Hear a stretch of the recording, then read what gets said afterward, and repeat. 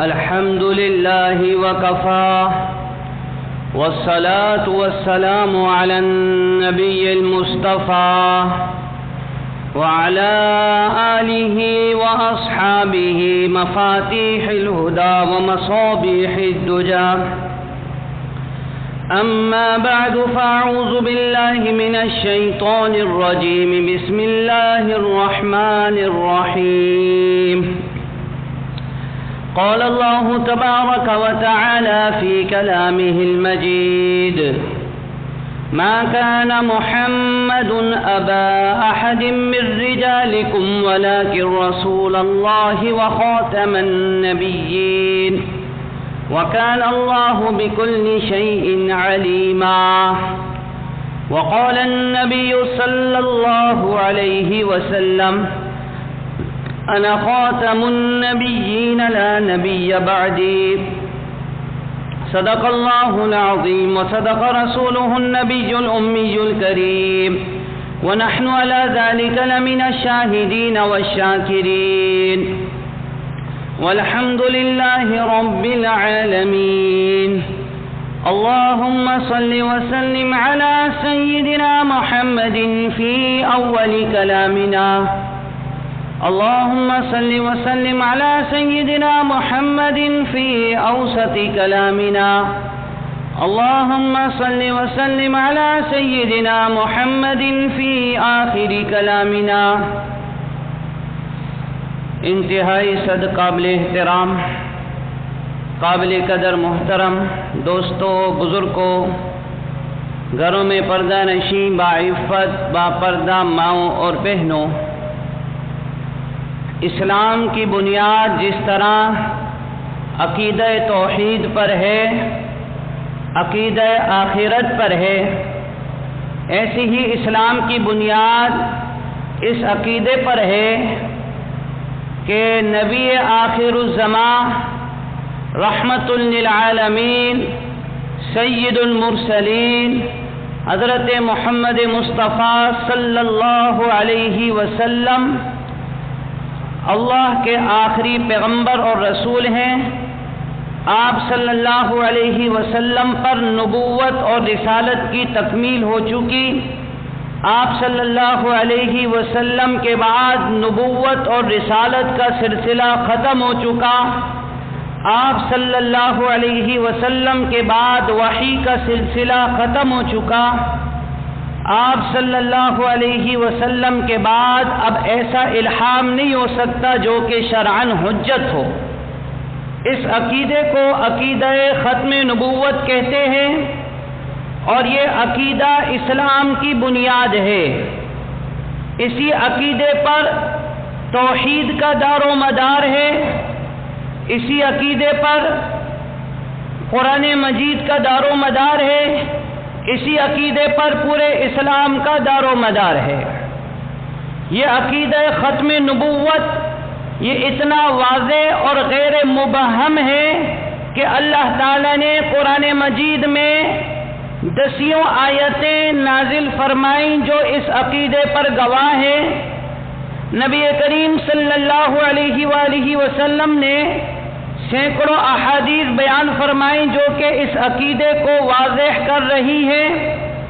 آپ صلی اللہ علیہ وسلم نے جہاں سینکڑوں احادیث بیان فرمائی، وہیں اس بات کی نشاندہی فرمائی، پیشن گوئی فرمائی کہ میرے بعد جھوٹے مدعیان نبوت پیدا ہوں گے، نبوت کا دعویٰ کریں گے، رسالت کا دعویٰ کریں گے. فرمایا کہ یہ سب دجال اور کذاب ہیں. صحیح بخاری کی روایت رسول اللہ صلی اللہ علیہ وسلم نے فرمایا: لا تقوم الساعة حتى يبعث دجالون كذابون قريبا من 30 كلهم يزعم أنه رسول اللہ. فرمایا کہ قیامت اس وقت تک قائم نہیں ہوگی جب تک کہ 30 کے قریب جھوٹے دجال نمودار نہ ہوں. ان میں سے ہر ایک کا دعویٰ یہ ہوگا کہ وہ اللہ کا رسول ہے. ایسے ہی سنن ابی داؤد کی روایت ہے، رسول اللہ صلی اللہ علیہ وسلم نے فرمایا: انه سيكون في امتی 30 كذابون كلهم يزعم انه نبی انا خاتم النبیین لا نبی بعدی. فرمایا کہ میری امت میں 30 کے قریب جھوٹے دعوے دار پیدا ہوں گے. ان میں سے ہر ایک کا دعویٰ یہ ہوگا کہ وہ نبی ہے. فرمایا خبردار میں آخری نبی ہوں، میرے بعد کوئی نبی نہیں. آپ صلی اللہ علیہ وسلم نے امت کی رہنمائی کی اور پہلے ہی اس فتنے کی خبر دے دی کہ میرے بعد جھوٹے مدعیان نبوت پیدا ہو جائیں گے.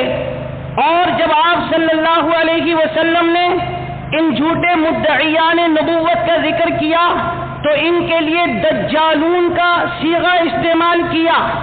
دجال دجل سے ہے، اس کا معنی ہوتا ہے انتہائی درجے کا دھوکے باز، انتہائی درجے کا مکر اور فریب کرنے والا. تو نبی اکرم صلی اللہ علیہ وسلم نے پہلے ہی خبر دے دی کہ میرے بعد جتنے نبوت کے دعوے دار ہوں گے سب ایسے دھوکے باز ہوں گے کہ وہ اسلام سے علیحدہ کسی فرقے کا اعلان نہیں کریں گے، اپنے آپ کو اسلام میں داخل کر کے اور اسلامی شریعت کا دعویٰ کر کے وہ ختم نبوت پر حملہ کریں گے اور وہ نئی نئی باتیں کریں گے. اسلام کی تعلیمات کے اندر وہ کمی بیشی کرتے نظر آئیں گے. سادہ ناواقف لوگ ان کے فتنے میں آ جائیں گے اور ان کے فتنے کے اندر اپنا ایمان کھو بیٹھیں گے. رسول اللہ صلی اللہ علیہ وسلم نے رہنمائی دے دی، خبردار انا خاتم النبیین. جب کوئی نبوت کا دعوے دار آ جائے، کہے میں نبی ہوں، تشریعی نبی ہوں، غیر تشریعی نبی ہوں، ذلی نبی ہوں، غیر ذلی نبی ہوں، فرمایا ہر قسم کا دعوے دار جھوٹا، دجال اور کذاب ہے. فرمایا انا خاتم النبیین، میری امت سن لے کہ میں نبیوں کے سلسلے کو ختم کرنے والا ہوں. لا نبی بعدی، میرے بعد ہرگز کوئی نبی نہیں. نبوت کا دروازہ بند، رسالت کا دروازہ بند. اب قیامت آ سکتی ہے، کوئی نبی قیامت تک نہیں آ سکتا. اس کو کہتے ہیں عقیدہ ختم نبوت. میرے بھائیوں دوستوں، صحابہ کرام رضی اللہ تعالیٰ عنہ اور قرون اولیٰ سے جو اسلامی عدالتیں تھیں اس میں یہ بات واضح طور پر دیکھی گئی کہ اگر کسی شخص نے نبوت کا دعویٰ کیا تو انہوں نے اس سے دلیل نہیں پوچھی کہ تیری دلیل کیا ہے، تو نبی ہے یا نہیں ہے. انہوں نے ان سے تعویل دریافت نہیں کی، بس دعوی نبوت ثابت ہوا، اس کو دار اسلام سے خارج قرار دے کر کافروں والا اس کے ساتھ معاملہ کیا گیا. گویا کہ یہ ختم نبوت کا مسئلہ اتنا واضح ہے، اتنا غیر مبہم ہے، اتنا ناقابل تعویل ہے کہ اس کے اندر کسی قسم کی تعویل ہو ہی نہیں سکتی. اس لیے صحابہ کرام علیہم رضوان نے، اسلامی عدالتوں نے نبوت کے دعوے داروں سے نہ دلیل طلب کی ہے، نہ تعویل پوچھی ہے، نہ عقیدے کی وضاحت پوچھی ہے. جہاں نبوت کا دعویٰ ہوا وہیں پر اس کو دائرہ اسلام سے خارج قرار دے کر کافروں والا اس کے ساتھ معاملہ کیا گیا. اگر پہلے مسلمان تھا تو اب مرتد والا اس کے ساتھ معاملہ کیا گیا. تو یہ ختم نبوت کا مسئلہ اسلام کی بنیاد ہے. ختم نبوت کا مسئلہ اسلام کی پہچان ہے. ختم نبوت کی حفاظت پورے دین کی حفاظت ہے. ختم نبوت کی حفاظت قرآن کی حفاظت ہے. ختم نبوت کی حفاظت شریعت اسلامیہ کی حفاظت ہے. ختم نبوت کی حفاظت نماز کی، روزے کی، حج اور زکوٰۃ کی حفاظت ہے. بنیاد ختم نبوت ہے. میرے بھائیوں دوستوں، ختم نبوت کا مسئلہ امت مسلمہ میں شروع سے لے کر آج تک اتفاقی چلا آ رہا ہے. اس میں کسی قسم کا کوئی اختلاف نہیں. لیکن نبی کریم صلی اللہ علیہ وسلم کی حدیث کے مطابق ایسے مدعیان جھوٹے نبوت کے دعوے دار پیدا ہونا شروع ہو گئے تھے. جب آپ صلی اللہ علیہ وسلم حیات تھے اور اسی وقت سے یہ دعوی نبوت کا سلسلہ شروع ہو گیا تھا۔ سب سے پہلے جس بدبخت نے نبوت کا دعویٰ کیا وہ اسود عنسی تھا، یہ یمن کا رہنے والا تھا، یہ انتہائی درجے کا شعبدے باز اور کاہن تھا، اس کو ذوالحمار کہتے تھے۔ اس کے پاس ایک گدھا تھا، یہ گدھے کو کہتا سجدے میں چلا جا تو وہ سجدے میں چلا جاتا، اور اگر وہ کہتا کھڑا ہو جا تو کھڑا ہو جاتا، گویا اپنی نبوت کی دلیل میں گدھے کو پیش کرتا تھا۔ ایسا گدھا تھا جو نبوت کی دلیل میں بھی گدھا پیش کرتا تھا۔ اس نے نجران والوں کو اپنی کہانت سے، اپنی شعبدہ بازیوں سے مائل کر لیا اور 600 آدمیوں کا لشکر تیار کر کے یمن پر حملہ کیا اور یمن پر قابض ہو گیا۔ رسول اللہ صلی اللہ علیہ وسلم کو خبر ملی، آپ صلی اللہ علیہ وسلم نے خط روانہ کیا، اس مردار کا جس نے میرے بعد نبوت کا دعویٰ کیا، اس کو جو ہے اس کو جہنم حاصل کر دیا جائے، اس کے ناپاک وجود سے دنیا کو پاک کر دیا جائے۔ صحابہ کرام رضی اللہ عنہم جانثار نبوت تھے، انہوں نے جیسے ہی پاک پیغمبر علیہ الصلوۃ والسلام کا یہ فرمان سنا، منصوبہ بندی کی۔ حضرت فیروز دیلمی رضی اللہ تعالی عنہ نے یہ کام اور یہ خدمت اپنی ذمہ لی اور بڑی منصوبہ بندی سے اس کے محل تک پہنچے اور اس کو جہنم حاصل کر کے پاک پیغمبر صلی اللہ علیہ وسلم کا دل خوش کر دیا۔ حضرت جبرائیل علیہ السلام نے آ کر پاک پیغمبر صلی اللہ علیہ وسلم کو خبر دی، وہ اسود عنسی جو آپ کے بعد نبوت کا دعوے دار تھا، آپ کے ایک جانثار نے اس کو جہنم حاصل کر دیا۔ نبی کریم صلی اللہ علیہ وسلم اتنا خوش ہوئے، فرمایا فاز فیروز، فیروز دیلمی تم کامیاب ہو گئے، تمہاری کامیابی کی ضمانت میں محمد رسول اللہ صلی اللہ علیہ وسلم دیتا ہوں۔ تو اسی وقت سے یہ جھوٹے مدعیان نبوت کا سلسلہ شروع ہو گیا۔ آگے چلے میرے بھائیوں، ابھی نبی علیہ الصلوۃ والسلام کے حیات مبارکہ کے آخری دن چل رہے تھے۔ یمامہ کا کذاب جس کو مسیلمہ کہتے ہیں، اور اس نے اولا نبی علیہ السلام کی خدمت میں حاضری دی، 100 سال سے اس کی عمر بڑی تھی، اور کہا اللہ کے رسول اپنے نبوت میں مجھے شریک کر لیں، میں آپ کا خلیفہ بنتا ہوں۔ پاک پیغمبر علیہ السلام نے فرمایا یہ کھجور کی ٹہنی رکھی ہے، یہ بھی تجھے خلافت میں نہیں ملے گی۔ خلافت کوئی جو ہے معمولی کھیل نہیں ہے، خلافت اگر چاہیے خلیفہ دیکھنا ہے تو صدیق اکبر کو دیکھ لو، یہ جانثار ہے، یہ یار غار و مزار ہے، یہی خلافت کا حقدار ہے۔ چنانچہ جب اس نے دیکھا کہ مجھے خلافت نہیں ملی ہے، اب اپنے علاقے میں آ کر جھوٹی کہانتیں، جھوٹی کہانیاں شروع کر دی کہ نعوذ باللہ محمد رسول اللہ صلی اللہ علیہ وسلم نے مجھے نبوت میں شریک کر لیا ہے، میں آپ صلی اللہ علیہ وسلم کے بعد نیا نبی ہوں۔ ادھر اس نے اپنی فوج اور لشکر تیار کی، بڑا چالاک تھا، اس نے جو ہے نا اپنے شعبدے بازیوں سے لوگوں کو قائل کرنا شروع کر لیا، اس کا فتنہ بڑا ابھرنے لگا، 40,000 کی فوج اس کے پاس تیار ہو گئی۔ چنانچہ جب اس کی پذیرائی دیکھی تو ایک عورت کا دماغ خراب ہوا، سجاح بنت حارث، اس نے بھی نبوت کا دعوے دار کر دیا، یہ بڑی جادوگرنی تھی، کہانت کی ماہر تھی، اس نے بھی نبوت کا دعویٰ کر دیا۔ ادھر سجاح نامی عورت یہ نبوت کی دعوے دار، ادھر یہ مسیلمہ کذاب یہ نبوت کا دعوے دار۔ میرے پیارے ابو بکر رضی اللہ عنہ جب خلافت سنبھالی اور نبی کی ختم نبوت پر ڈاکے دیکھے، چین نہ آیا، لشکر روانہ کر دیا کہ ابو بکر چین سے نہیں بیٹھے گا جب تک کہ ختم نبوت کا تحفظ نہ ہو جائے۔ لشکر نے خبر دی کہ حضرت دونوں نئے نبی، دونوں جھوٹے نبوت کے دعوے دار آپس میں جنگ کرنے کو تیار ہیں۔ اسلامی لشکر پیچھے ہٹ گیا، ادھر سجا نامی عورت آئی، مسیلمہ کذاب کی فوجیں آئی، یہ آپس میں جنگ و جدال کے لیے تیار ہو گئی، لیکن دونوں میں مصالحت ہو گئی، آپس میں نکاح کر لیا اور اپنے ماننے والوں کی نمازیں معاف کر دی۔ اس طرح سجا نامی عورت کے جو پیروکار تھے انہوں نے اس کی پیروی سے انکار کر دیا اور مسیلمہ کذاب کا فتنہ مزید طاقتور ہو کر ابھرا۔ ابو بکر رضی اللہ عنہ پہلے دن سے پریشان تھے، کہ یہ کیا ہو رہا ہے۔ ایک لشکر روانہ کیا، لیکن 40,000 کا لشکر تھا، اس کو شکست ہو گئی۔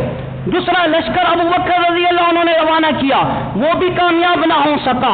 پھر اللہ کے تلوار خالد ابن ولید رضی اللہ عنہ کا انتخاب کیا گیا۔ خالد ابن ولید، جن کو میرے پیارے نبی علیہ السلام نے سیف اللہ کہا، اللہ کی تلوار، اور جب تلوار اللہ کی ہو ٹوٹتی نہیں ہے، تلوار اللہ کی ہو ٹوٹ نہیں سکتی ہے۔ تو حضرت ابو بکر رضی اللہ عنہ نے خالد سیف اللہ کی قیادت کے اندر ایک لشکر روانہ کیا اور کہا مسلمہ کذاب کو اور اس کی فوجوں کو جہنم واصل کرنا ہے۔ یہ پہلی جنگ یمامہ تھی جو ختم نبوت کے تحفظ کے لیے لڑی گئی۔ میرے بھائیوں دوستوں، آپ حیران ہوں گے، 1200 صحابہ اس میدان میں شہید ہو گئے۔ صحابہ کرام نے اپنا خون ختم نبوت کے تحفظ کے لیے بہا دیا، ختم نبوت کی حفاظت کے لیے بہا دیا۔ جب 1200 صحابہ کرام شہید ہوئے اور مسلمانوں نے ایک بڑا مارکا طے پایا، تو حضرت وحشی رضی اللہ عنہ جو حضرت حمزہ کے قاتل تھے، آج انہوں نے سوچا میں نے نبی کا دل تو دکھایا تھا، آج آنکھیں ٹھنڈی کرنے کا وقت آ گیا۔ مسلمہ ایک قلعے میں چھپا، حضرت وحشی رضی اللہ عنہ نے تیر مارا، اس کی آنکھوں میں لگا اور وہ گرا۔ انصاری صحابی موجود تھے، وہیں انہوں نے اس کا سر تن سے جدا کر کر بتا دیا نبوت کے جھوٹے دعوے داروں کا انجام صحابہ کی تلواریں کیا کرتی ہیں۔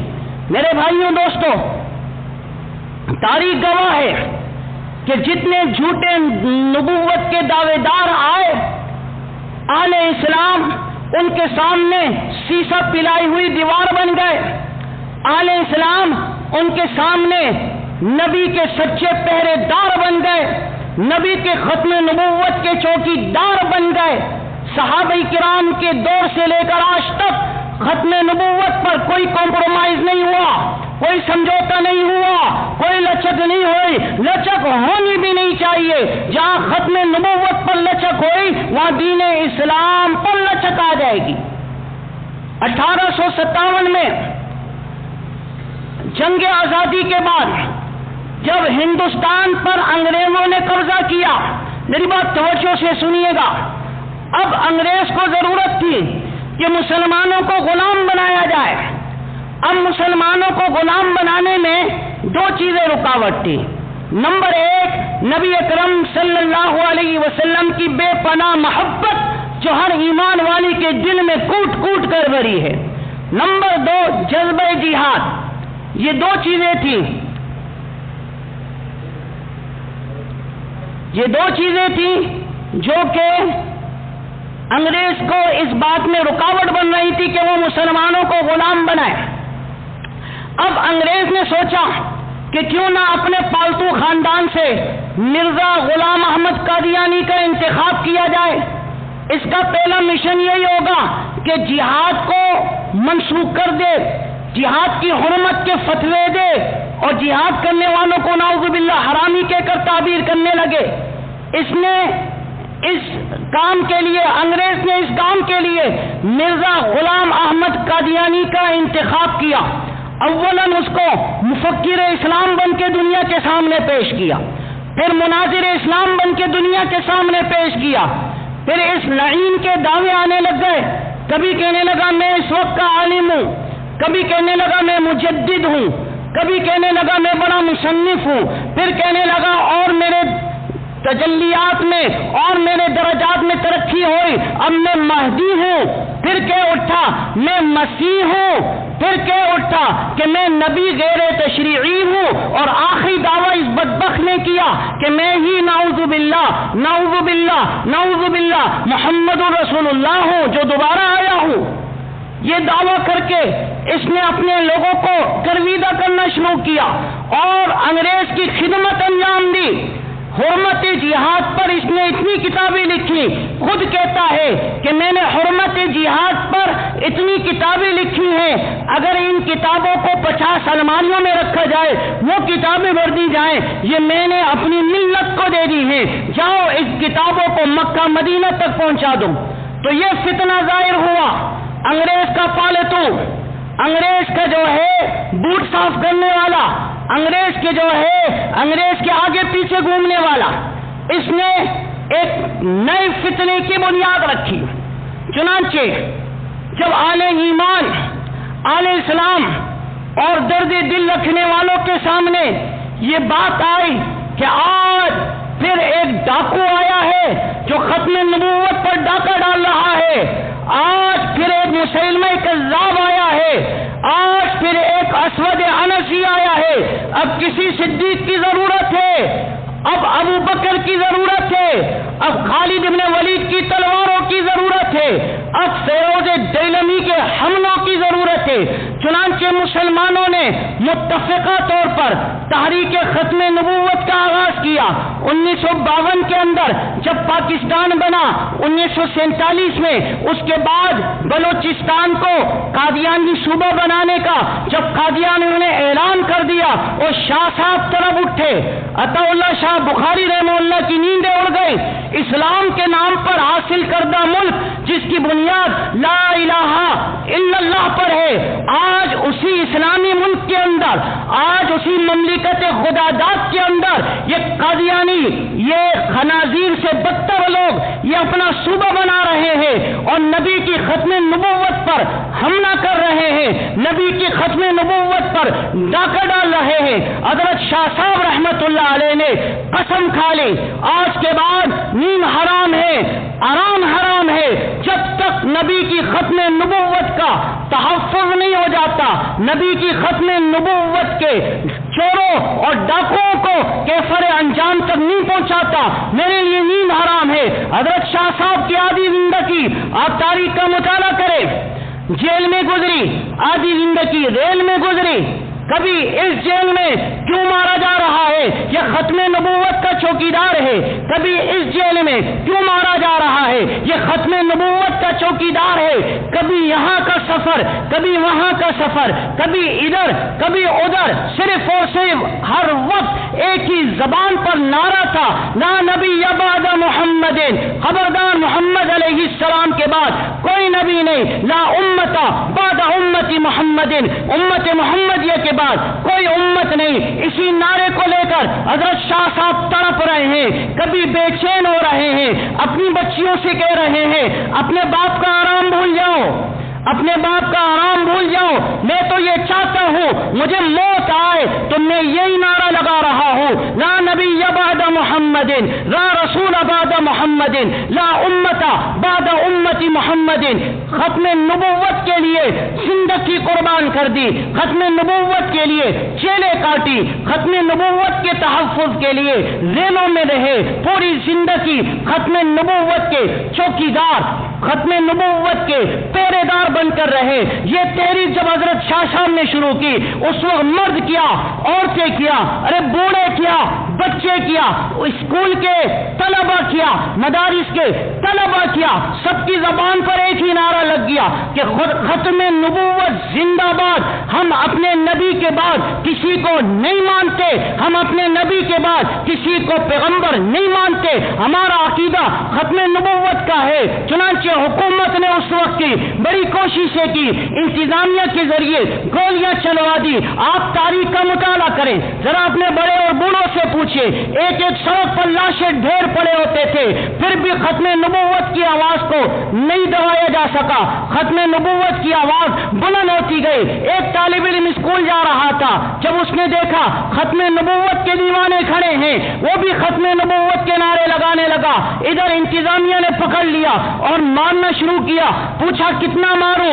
اس طالب علم نے تاریخی جواب دیا، اتنا مار جتنا حشر میں رب کی مار برداشت کر سکتا ہے، اتنا مار جتنا حشر میں رب کی مار برداشت کر سکتا ہے۔ ایک اور طالب علم تھا، جب اس پر گولیاں چلنے لگی اس نے دل آگے کر دیا، کہا ختم نبوت کے لیے مارنا ہے تو یہاں مارو، پیغمبر یہاں ہے، پیغمبر کی ختم نبوت یہاں ہے۔ یہ دل سینے سے نکل سکتا ہے، ختم نبوت پر سودے بازی نہیں ہو سکتی۔ لاشوں کے انبار لگ گئے، ہزاروں مسلمان شہید ہو گئے اسی جو ہے محنت کے اندر کہ قادیانی غیر مسلم ہے، قادیانی اسلام سے خارج ہے، قادیانی ختم نبوت کے منکر ہیں، ان کو کسی طریقے سے یہاں پر اسلامی اقدار کا حق حاصل نہ ہو۔ لیکن میرے بھائیوں دوستو، پھر وہ وقت بھی آیا جب یہ قربانیاں رنگ لائی، پھر وہ وقت بھی آیا جب ان قربانیوں کی اللہ تعالیٰ نے قبولیت امت مسلمہ کو دکھائی۔ 1974 7 ستمبر پارلیمان میں ایک بل پاس ہوتا ہے۔ حضرت مفتی محمود رحمت اللہ علیہ، شاہ احمد نورانی رحمت اللہ علیہ اور دیگر جو ہے پارلیمان متفقہ طور پر بل پیش کرتے ہیں کہ یہ قادیانی انگریز کا ناجائز پودا ہے، یہ قادیانی انگریز کی ناجائز اولاد ہے، یہ ملک و ملت کے غدار ہے، یہ اسلام کے اوپر ایک دھبا اور داغ ہے، یہ اسلام سے کوئی تعلق نہیں رکھتے ہیں۔ چنانچہ اس پر بحث مباحثہ کیا گیا۔ حضرت مفتی محمود رحمت اللہ علیہ نے دلائل کے انبار لگا دیے۔ آخر میں ذوالفقار علی بھٹو صاحب مرحوم مجبور ہوئے اور کہنے لگے کہ مجھے پتا ہے میں اپنی موت کے پروانے پہ دستخط کر رہا ہوں، لیکن نبوت اور رسالت کے لیے جان کی قربانی کا سودا سستا ہے۔ پھر دستخط کر دیے اور یہ تاریخی کارنامہ 7 ستمبر 1974 کو پاکستان کی پارلیمنٹ کے اندر رونما ہوا، جبکہ قادیانیوں کو غیر مسلم اقلیت قرار دے کر دائرہ اسلام سے خارج قرار دیا گیا، ان کی عبادات پر پابندی لگا دی گئی، ان کی مساجد پر پابندی لگا دی گئی اور ان کو ایک غیر مسلم فرقہ قرار دیا گیا۔ میرے بھائیوں، اس وقت سے یہ پلید لوگ چین سے نہیں بیٹھے، اس وقت سے ان کی سازشیں، ان کی جو ہے منصوبہ بندیاں بڑھتی چلی گئی۔ کبھی امریکہ جا کر جھولی پھیلاتے ہیں کہ ہمارے ساتھ ظلم ہو رہا ہے، کبھی برطانیہ میں جا کر بھیک مانگتے ہیں، کبھی کسی اور غیر مسلم کے سامنے ان کے جوتے پالش کرتے ہیں اپنے جد امجد مرزا غلام احمد قادیانی کی طرح۔ جس طرح وہ انگریز کا پالتو کتا تھا، یہ اسی طرح پالتو کتا پن دکھاتے ہیں اور انگریزوں سے جا کر ان کی ہمدردیاں حاصل کر رہے ہیں۔ خدا را کچھ کرو، یہ پاکستان میں مولوی ہمیں نہیں رہنے دیتے، سارا مسئلہ مولوی اور ملاؤں کا ہے۔ یہ پارلیمنٹ میں مولوی کہاں سے آ گئے؟ یہ مسجدوں میں مولوی کہاں چیختے رہتے ہیں؟ ان کو چپ کرایا جائے، ان کے خلاف سازشیں کی جائے اور مولویوں کو بدنام کیا جائے۔ میرے بھائیوں دوستوں، یاد رکھیں، قادیانی کا سب سے بڑا وار یہ ہے کہ عوام کو علماء سے بدظن کر دے، عوام کو علماء سے دور کر دے، علماء کے خلاف اتنا پروپیگنڈا کیا جائے کہ عوام کا اعتماد اڑ جائے، علماء کے خلاف اتنی سازشیں کی جائیں کہ عوام ان کو اپنا پیشوا اور رہنما ماننے سے انکار کر دے۔ پھر جب علماء کو عوام رہنما نہیں مانیں گے، علماء کو عوام پیشوا نہیں مانیں گے، علماء کو اپنا سرپرست اور رہبر نہیں مانیں گے، تو قادیانی ختم نبوت کے ڈاکہ ڈالنے کے لیے برسر عام آ جائے گا۔ اب علماء چیخیں گے، عوام کا اعتماد ختم ہوگا، تو پھر علماء الگ، عوام الگ، قادیانی ختم نبوت کے ڈاکے دار وہ آ کر نبی کی ختم نبوت پر حملہ کر کے دوبارہ اپنے آپ کو مسلم اقلیت قرار دینے کا بل پیش کر دیں گے۔ اس لیے ضرورت اس بات کی ہے میرے بھائیوں دوستوں، علماء انسان ہے، کمی ہو سکتی ہے، کوتاہی ہو سکتی ہے، میں نہیں کہتا ابو بکر اور عمر ہیں، میں نہیں کہتا فرشتے ہیں، لیکن خدا را ان پر اعتماد کرے، یہ آپ کو دلدل سے نکالیں گے، یہ مرتد ہونے سے بچائیں گے، یہ آپ کو جہنم جانے سے بچائیں گے۔ انبیاء کے وارث سے کسی میڈیا کے چکر میں نہ آئے، کسی سرکاری اور غیر سرکاری تنظیموں کے چکر میں نہ آئے، اپنے علماء پر اعتماد بحال رکھے، مضبوط رکھے۔ ایک قادیانی پہلے قادیانی تھا، بعد میں مسلمان ہو گیا، اس کا انٹرویو آ رہا تھا، ابھی بھی نیٹ پر موجود ہے۔ اس سے پوچھا گیا کہ قادیانیوں کی سب سے زیادہ محنت کیا ہے؟ اس نے کہا قادیانیوں کی سب سے زیادہ محنت یہ ہے علماء اور مولویوں سے عوام کو بدگمان کر دے، اس کے لیے وہ پیسہ بھی لگا رہے ہیں، میڈیا بھی استعمال کر رہے ہیں، الیکٹرانک میڈیا بھی استعمال کر رہے ہیں، پرنٹ میڈیا بھی استعمال کر رہے ہیں، سوشل میڈیا پر ان کے بڑے بڑے اس پر نیٹ ورک چل رہے ہیں۔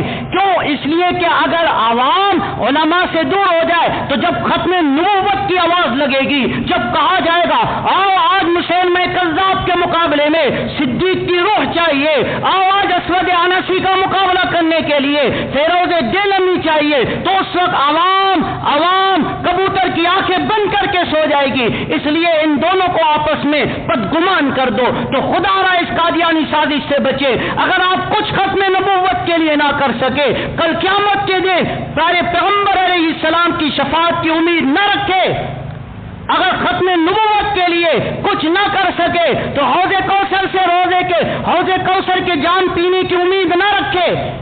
میرے بھائیوں دوستوں، ختم نبوت کا مسئلہ بنیاد ہے، ختم نبوت کا مسئلہ عین ایمان ہے۔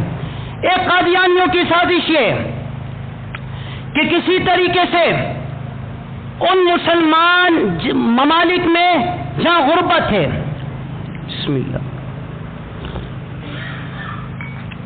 وہاں جایا جائے، ان علاقوں میں جایا جائے جہاں قسم پرسی کی مسلمان زندگی گزار رہے ہیں، خزانوں کے انبار کھول دیں، آٹا بھی دے رہے ہیں، چینی بھی دے رہے ہیں، اور گھی بھی دے رہے ہیں، اور جی بکرے بھی دے رہے ہیں کھانے کو۔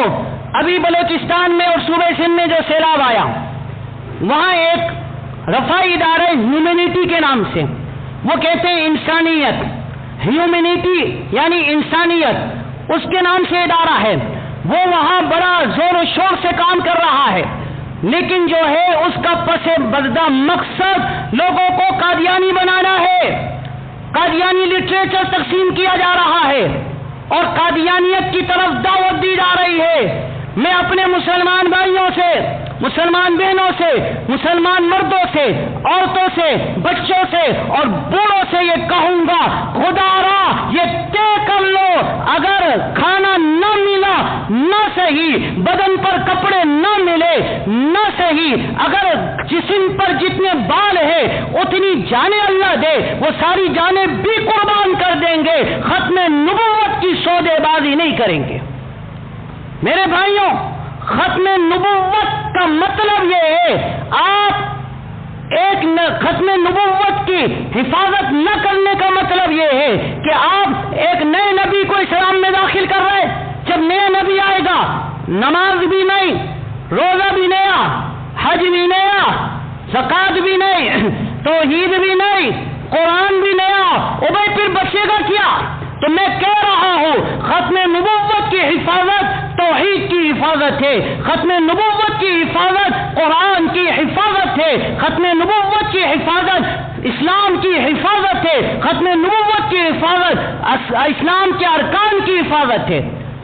دوسری بات آپ سے یہ عرض ہے، دستبردہ عرض ہے کہ آپ کا لیڈر کتنا ہی آپ کے لیے کتنا ہی معزز ہو، آپ کا جو ہے پیشوا آپ کے لیے کتنا ہی معزز ہو، لیکن جب آ جائے ختم نبوت کی بات تو آپ کہنے ختم نبوت پر جان دینا بھی جانتے ہیں، لینا بھی جانتے ہیں۔ ختم نبوت پر کوئی سودے بازی نہیں۔ ایک شاعر نے کیا خوب کہا، ہر ابتدا سے پہلے ہر انتہا کے بعد ذات نبی بلند ہے، ذات خدا کے بعد دنیا میں احترام کے قابل ہیں جتنے لوگ بھی، میں سب کو مانتا ہوں مگر مصطفیٰ کے بعد۔ میرے بھائیوں، ہر ایک آپ کا لیڈر ہوگا، اور جب ختم نبوت کا مسئلہ آ جائے تو ڈٹ جائے کہ نہیں، یہاں پر سودے بازی نہیں۔ آج سننے میں آ رہا ہے بعض لوگ اپنے لیڈروں کو پیغمبر کا درجہ دے رہے ہیں اور کہہ رہے ہیں اگر اس زمانے میں نبی ہوتا تو یہ ہوتا، اگر یہ نعوذ باللہ نبوت کا دعوے دار کرے ہم اس کے پیچھے ہو جائیں گے۔ لعنت ہو تمہاری زندگیوں پر، تمہیں محمد مصطفیٰ سے اچھا کوئی نظر آ رہا ہے؟ اتنا افسوس ہے دین سے دوری پر۔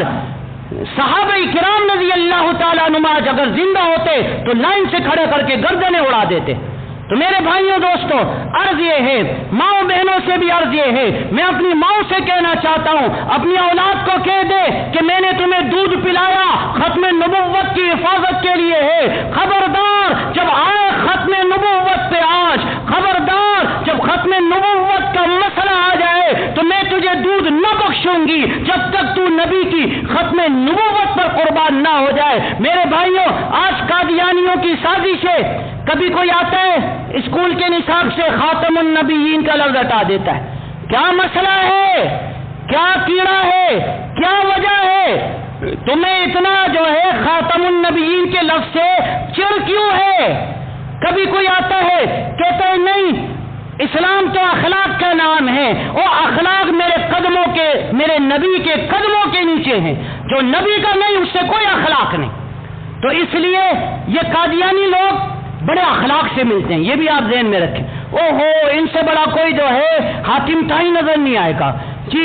ہیومینٹی، انسانیت۔ ایک اور میں آپ کی اصلاح کر دوں، بعض لوگ کہتے ہیں میرا مذہب تو انسانیت ہے، آپ نے سنا ہوگا۔ بعض لوگ کہتے ہیں سب سے بڑا مذہب انسانیت ہے۔ ان عقل کے اندھوں کو میں بتانا چاہتا ہوں، انسانیت اسلام نے سکھائی ہے، اسلام کے بغیر تم انسانیت دکھاؤ۔ اسلام نہیں تھا تو بتاؤ کیا حال تھا؟ چلتے ہوئے جانور کا گوشت کاٹا جاتا تھا۔ اسلام نہیں تھا بچیوں کو زندہ درگور کیا جاتا تھا۔ اسلام نہیں تھا ماؤں کو میراث میں تقسیم کیا جاتا تھا۔ اسلام نہیں تھا بہنوں کی عزت بھائی لوٹتے ہوئے نظر آتے تھے۔ اسلام آیا، انسانیت سکھائی۔ اسلام آیا، بہنوں کا حق سکھایا۔ اسلام آیا، ماؤں کا حق سکھایا۔ اسلام نے انسانیت سکھائی۔ میرا مذہب اسلام ہے، میں اسلام کا شیدائی ہوں۔ اسلام ہے تو انسانیت ہے، اسلام نہیں تو حیوانیت ہے۔ تو بہرحال آخر میں گزارش یہ ہے کہ میرے بھائیوں دوستوں، قادیانی اس وقت بڑی جو ہے آب و تاب سے، سیلاب زدہ علاقوں کے اندر بڑے جو ہے امداد کرتے ہوئے نظر آ رہے ہیں، اور مسلمانوں کو بے دین کرنے کے لیے، قادیانی بنانے کے لیے ان کی جو ہے مشینیت سرگرم ہے۔ میں حکومت سے بھی درخواست کرتا ہوں، ارے اگر ہماری نہیں سنتے تو علامہ اقبال کی سن لو، جنہوں نے کہا تھا قادیانی ملک و ملت کے غدار ہے۔ جب پاکستان الگ ہوا تو انہی قادیانیوں نے بھارت اکھنڈ کا نعرہ لگایا، اور آج بھی یہ قادیانی پاکستان میں مردے امانتاً دفن کرتے ہیں، کہتے بھارت اکھنڈ بنے گا تو ہم وہاں مردے لے جائیں گے۔ ارے ملک کے حکمرانوں، یہ غدار یہ عہدوں پر کیوں آتے ہیں؟ یہ غدار یہ فوج کے اہم عہدوں پر کیوں آتے ہیں؟ یہ غدار یہ سرکاری اہم عہدوں پر کیوں آتے ہیں جو بھارت کے نعرے لگاتے ہیں؟ تم انہی غداروں کو جگہ دے کر اپنے ملک کی جو ہے جڑیں کھوکھلی کر رہے ہو۔ تو اس لیے میری گزارش یہ ہے کہ اس مسئلے میں بیدار رہے، اپنی اولادوں کو بچپن سے پڑھا دے، بیٹا آخری نبی میرے نبی ہیں، ان کے بعد کوئی نبی نہیں، ان کے بعد کوئی رسول نہیں۔ بیٹا اگر تیرے جسم کے ٹکڑے ٹکڑے کر دیے جائے، ٹکڑے ہو جانا، نبی کی ختم نبوت پر آنچ نہیں آنے دینا۔ اللہ تعالیٰ سے دعا ہے جتنے مسلمانوں نے ختم نبوت کے لیے جانوں کے نذرانے پیش کیے، اللہ سب کو جنت الفردوس میں اعلیٰ مقام نصیب فرمائے۔ آخر میں حضرت علامہ انور شاہ رحمۃ اللہ علیہ کا ایک مقولہ سنا کے بعد ختم کرتا ہوں۔ حضرت علامہ انور شاہ کشمیری رحمۃ اللہ علیہ نے فرمایا، جس شخص نے ختم نبوت کی حفاظت کے لیے تھوڑی دیر بھی کام کیا، جس شخص نے ختم نبوت کی حفاظت کے لیے تھوڑی دیر بھی کام کیا، میں اس کو شفاعت محمدی کی خوشخبری دیتا ہوں۔ اللہ تعالی ہم سب کو سمجھنے کی، عمل کرنے کی توفیق عطا فرمائے۔ وآخر دعوانا الحمدللہ رب العالمین۔ مالک یوم الدین، ایاک نعبد و ایاک نستعین، إياك نعبد وإياك نستعين، إياك نعبد وإياك نستعين. اللهم صل وسلم على سيدنا وحبيبنا ومولانا محمد وعلى آله وصحبه أجمعين. يا الله يا أرحم الراحمين، يا ذا الجلال والإكرام، يا بديع السماوات والأرض، يا رب السماوات والأرض، يا نور السماوات والأرض، یا الہ العالمین۔ یا اللہ ہم سب کے تمام صغیرہ کبیرہ اگلے پچھلے علانیہ خفیہ ظاہری باطنی ہر قسم کے گناہ معاف فرما۔ یا اللہ ہم سب اپنی خطاؤں پر نادم شرمندہ، اللہ کریم آپ سے معافی مانگتے ہیں، یا اللہ ہم سب کو معاف فرما۔ یا اللہ ہم سب کو معاف فرما، یا کریم رب، یا رحمان و رحیم رب، یا غفار و تواب رب، یا اللہ اپنے فضل سے معاف فرما، اپنی رحمت سے معاف فرما۔ یا اللہ جتنی زندگی باقی ہے گناہوں سے بچ کر قرآن و سنت کے مطابق گزارنے کی توفیق عطا فرما۔ یا اللہ غفلت سے یا اللہ دوری نصیب فرما، یا اللہ فکر آخرت نصیب فرما، یا اللہ کریم فکر آخرت نصیب فرما۔ یا اللہ یا ارحم الراحمین، یا اللہ جتنے مسلمان جہاں پریشان ہیں تمام مسلمانوں کی پریشانیاں دور فرما۔ اللہ کریم سیلاب زدگان کی خصوصی مدد فرما، یا اللہ خصوصی کرم کا معاملہ فرما۔ یا کریم رب جو سیلاب کے اندر یا اللہ شہید ہو گئے، اللہ ان کی جنت الفردوس میں ان کو اعلیٰ مقام نصیب فرما، ان کی مغفرت فرما۔ یا اللہ پسماندگان کو صبر جمیل عطا فرما۔ یا اللہ کریم یا اللہ یا ارحم الراحمین ہمیں بھی قبر میں جانے سے پہلے اس کی بھرپور تیاری کی توفیق عطا فرما۔ یا اللہ کریم یا اللہ اس سے قبل کے لوگ ہمیں اس گڑھے میں ہمیشہ کے لیے ڈال کر چلے جائیں۔ یا اللہ اپنا گہرا اور پکا تعلق نصیب فرما۔ یا اللہ کریم حقوق اللہ اور حقوق العباد کی ادائیگی آسان طریقے سے کرنے کی توفیق عطا فرما۔ یا اللہ کریم نمازوں کے اندر یا اللہ خشوع و خضوع نصیب فرما۔ یا اللہ 5 وقت نمازوں کی صف اول میں یا پابندی نصیب فرما۔ یا اللہ کریم یا اللہ اپنے فضل سے ہمارے ایمانوں کی حفاظت فرما، ہمارے آنے والی نسلوں کے ایمانوں کی حفاظت فرما۔ یا اللہ ختم نبوت کے عقیدے کی حفاظت فرما، ہمارے آنے والی نسلوں کے ختم نبوت کے عقیدے کی حفاظت فرما۔ یا اللہ ہر قسم کے ایمانی ڈاکوؤں سے، ایمان کے چوروں سے، ایمان کے لٹیروں سے اللہ ہماری اور ہمارے تمام مسلمان بھائیوں کی حفاظت فرما۔ یا اللہ یا اللہ یا ارحم الراحمین اپنے فضل سے ایمان کی حفاظت عطا فرما، خاتمہ بالخیر عطا فرما، خاتمہ بالشر سے پناہ نصیب فرما۔ یا اللہ دنیا سے جاتے وقت پاک کلمہ زبان پر جاری فرما۔ یا اللہ بری موت سے حفاظت فرما، اچانک آنے والی موت سے حفاظت فرما۔ یا اللہ کریم اپنے فضل سے اپنی رضا نصیب فرما۔ اللہ اپنی رضا والا کام آگے بڑھ کے کرنے کی توفیق عطا فرما، ہماری دعاؤں کو اپنے فضل سے قبول فرما۔ اللہم صلی علی سیدنا و حبیبنا و مولانا محمد وعلی آلہ و صحبہ اجمعین، آمین برحمتک یا ارحم الراحمین۔